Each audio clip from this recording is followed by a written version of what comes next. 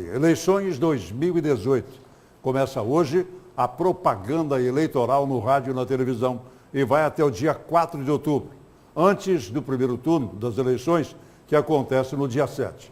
Para falarmos sobre as principais mudanças na legislação eleitoral, recebemos aqui no estúdio o juiz auxiliar da presidência do Tribunal Regional Eleitoral de Mato Grosso, doutor Lídio Modesto da Silva Filho.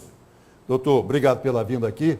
E, por certo, vamos esclarecer bem o telespectador com relação à nova lei. Bom dia. Bom dia, Edivaldo. Bom dia, telespectadores. A Justiça Eleitoral que agradece por mais esta oportunidade de estar aqui nesse abrangente veículo de comunicação e poder esclarecer algumas situações relacionadas à propaganda. O que é tolerado, até onde o candidato pode chegar e o que é intolerável nessa campanha política?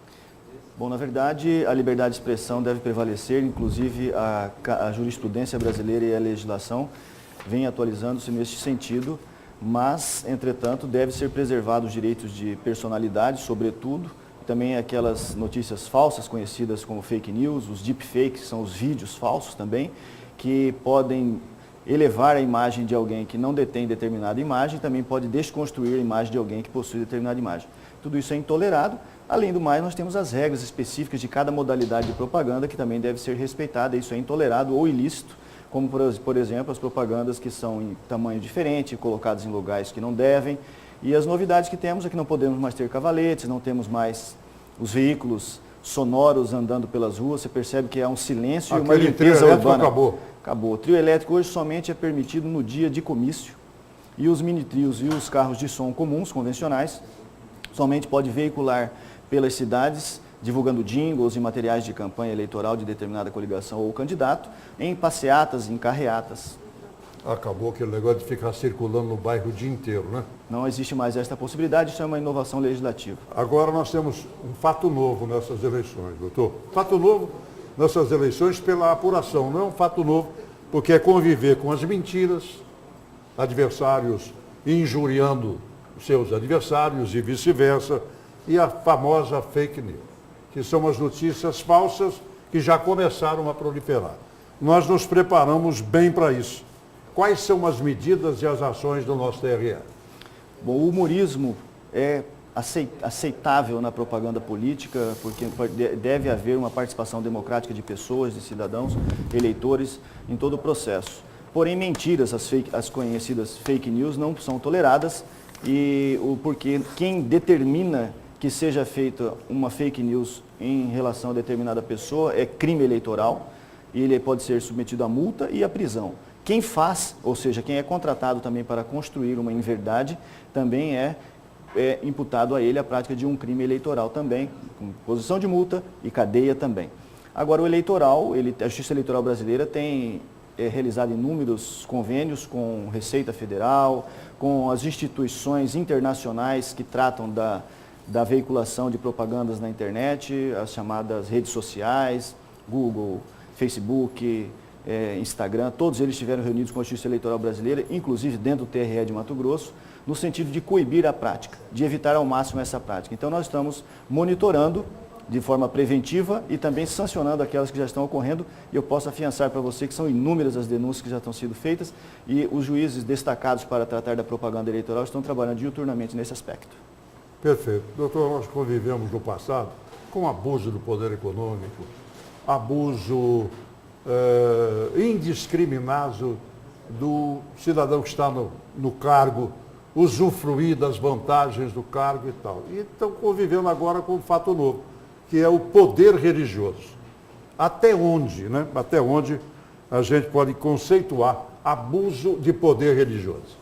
É imperioso destacar rapidamente que as propagandas irregulares ou ilícitas, elas são sancionadas com multa, ou seja, pesa no bolso do candidato da coligação. Já o abuso, seja ele de qualquer natureza, abuso de poder dos veículos de comunicação, abuso de poder econômico, abuso do poder político, a sanção é maior. Se ele for candidato e for caracterizado abuso, ele perde o seu registro de candidatura. Se eleito for, perde o cargo.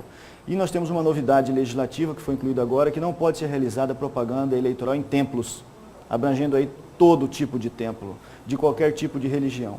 O cidadão se desloca até um templo religioso, muitas vezes deprimido, precisando de um alento, e, no entanto, ao chegar lá, ao invés de ele ter o seu alento e tentar viabilizar uma melhora em sua vida pessoal, tem ali uma propaganda eleitoral, um pedido de voto contra quem ele evidentemente, ou então possivelmente, não tem nenhum tipo de empatia.